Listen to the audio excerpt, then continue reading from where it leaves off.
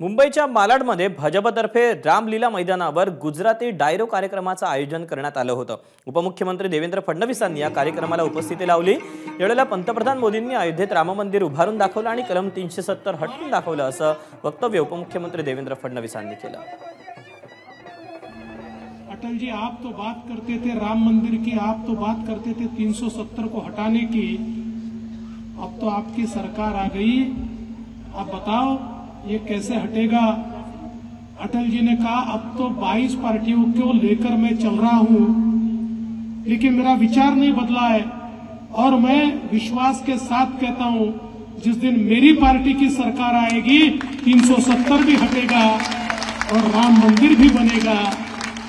और मोदी जी की सरकार आई तो मोदी जी ने वो करके दिखाया, 370 भी हटा।